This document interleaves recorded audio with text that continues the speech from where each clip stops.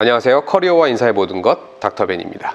자신의 장점을 살릴 수 있는 직업을 알게 된다면 우리는 직업을 선택하는데 한치의 망설임도 없을 겁니다.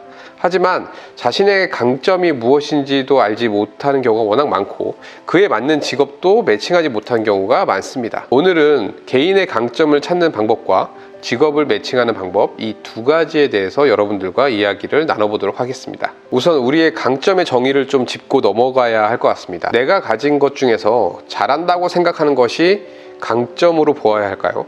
아니면 다른 사람들보다 평균 이상으로 잘하는 것을 강점이라고 봐야 할까요? 정답은 둘 다 강점이긴 하죠. 그런데 취업에서는 남들보다 평균 이상으로 할 수 있는 것, 그런 것들이 우선시 되어야 합니다. 추상적이긴 하지만 그래도 10명의 사람들과 좀 비교를 했을 때 10명 중에 내가 1등을 할 수 있는 수준, 그 수준으로 표현할 수 있는 강점들이 필요한 것이죠. 그리고 자소서와 면접을 대비했을 때도 충분히 사례가 좀 받쳐준다면 더욱 좋을 수 있겠습니다. 평균 이상의 능력이 없다고 해서 내 자신의 강점이 없다는 것은 절대 아닙니다. 내가 가진 능력 중에서 가장 나은 부분을 강점으로 바라볼 필요도 있어요. 세상에 강점이 없는 사람은 아무도 없기 때문이죠. 저는 대학을 다닐 때 심리학과 마케팅 과목을 상당히 좋아했습니다. 그런데 생각해보면 이런 과목을 싫어하는 사람들 또한 없습니다. 모두가 저마다 독특한 방법으로 기호에 맞춰서 라면을 끓이거나 삼겹살을 굽기도 하죠. 그렇다고 우리 모두가 요리를 잘하는 사람이라고 정의하기는 어렵습니다. 조금 더 쉽게 창의적이고 원하는 결과를 얻었기 때문에 우리는 그것을 잘하는 것이라고 착각하는 경우가 종종 있습니다.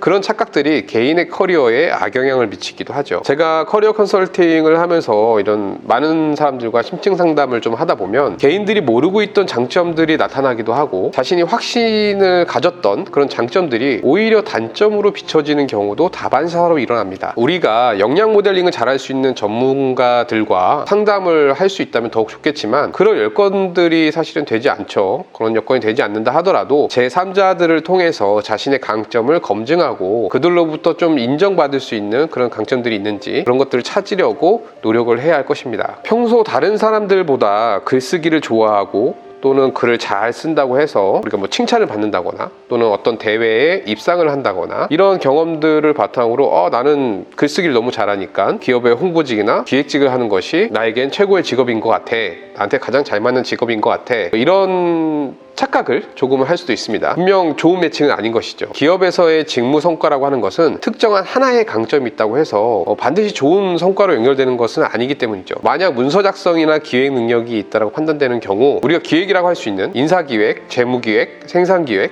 경영기획, 연구기획 다양한 형태의 기획 포지션이 있다는 것을 여러분들은 좀 주시할 필요가 있습니다. 여기서 시사하는 바는 직무에 대한 매칭은 보다 체계적으로 접근을 해야 한다는 것이죠. 자신이 가진 특정의 경험 또는 전공, 학력, 자격 이런 것들을 또는 그것만 믿고 직무를 선택하는 것은 자칫 미래를 보지 못하는 근시안적인 그런 결정들을 내릴 확률이 매우 높습니다. 이러한 결정들은 조기 이직이나 오히려 직무 불만족에 대한 그런 것으로 연결이 되기도 하는 것이죠. 오늘의 이야기를 조금 정리를 해보겠습니다. 첫 번째는 나의 강점이 평균 이상의 강점인지 검증을 해보자. 그리고 둘째, 즐거운 것과 잘하는 것을 우리는 착각하지 말자. 그리고 셋째, 강점 하나만으로 무리하게 그걸 가지고만 직업 선택을 하지 말자라는 것이죠. 앞서 많은 영상에서 제가 언급을 했었지만 커리어 설계는 여러분들이 생각하는 것보다 훨씬 더 신중하고 그리고 보다 넓은 시야로 좀 접근해야 될 그런 필요성과 중요성을 가지고 있는 것이죠. 오랜 시간 동안 취업 준비를 해서